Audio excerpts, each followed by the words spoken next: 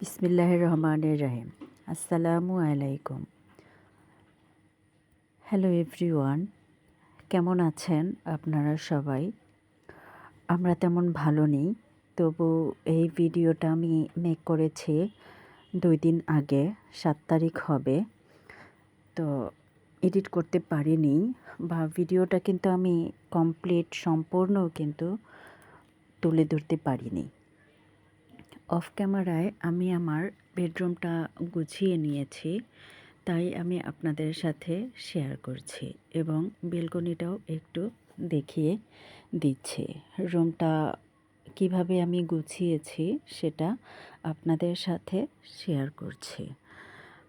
অসুস্থ হলে বোঝা যায় আল্লাহর তাআলার সুস্থতা কতটা বড় নিয়ামত।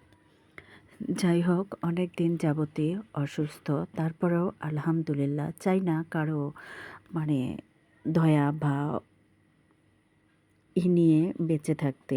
যতটুক আল্লাহ তাআলা দিয়েছেন বা যতটুকু আমাকে আমি নিজে করতে পারতেছি, সেটাই আলহামদুলিল্লাহ। অনেক অসুস্থ নিয়েই কিন্তু আমি ভিডিওটা ভয়েস দিচ্ছি, কারণ অনেক দিনই হয় আমি কোনো ভিডিও আপলোড করতে পারি না। দেখা যায় অসুস্থ থাকলে কিন্তু ভিডিওর প্রতি তেমন এনার্জি থাকে না। এগুলা তো আর আপনার চ্যানেল বুঝবে না। তারপরেও আমি কিন্তু রেগুলার নই। চেষ্টা করি যে কন্টিনিউভাবে ভিডিও মেক করব, কিন্তু পেরে উঠতে পারি না।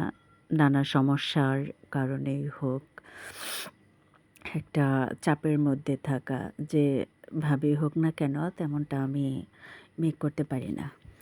তো আমি বেডরুমগুলো গুছিয়ে, মেয়ে অসুস্থ, তারপরও আমি মেয়ের জন্য সকালের নাস্তা তৈরি করতেছিলাম। তবে মেয়ে তেমন কিছু খাবে না, শুধু একটা আপেল কেটে দিয়েছি আর ড্রাগন ডিম সিদ্ধও করেছি। তো এই ছিল মেয়ের সকালের নাস্তায়। আর আমি দুপুরে রেখেছিলাম মেয়ের পছন্দের মুরগি ভুনা এবং ডিমের কোরমা।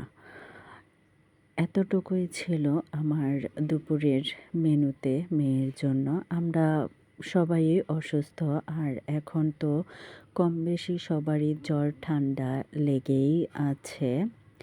বিশেষ করে যে বাসায় জ্বর শুরু হয়েছে, মনে হয় না কেউ সুস্থ আছে। তো আমরাও কিন্তু কেউ সুস্থ নাই, সবাই আমরা অসুস্থ। তারপরেও আলহামদুলিল্লাহ, আল্লাহ তাআলা যা করে ভালোর জন্যই করে। সবাই আমাদের জন্য দোয়া করবেন, তাড়াতাড়ি যেন সুস্থ হতে পারি। অবশ্যই আমার ভয়েস শুনে বুঝতেই পারছেন হয়তো বা আমি অসুস্থ। ভয়েস দিতে কষ্ট হচ্ছে, গলায় অনেক ব্যথা। এই ছিল আমার মেয়ের নাস্তা সকালের। তারপর আমি দুপুরে রান্নাটা করে নিয়েছি। তো আমার এইটুকু ভিডিও আপনাদের কাছে কেমন লাগলো, লাইক কমেন্ট শেয়ার করে পাশে থাকবেন। ভালো থাকবেন সবাই। আজকের মতো এ পর্যন্তই। আল্লাহ হাফেজ। আসসালামু আলাইকুম।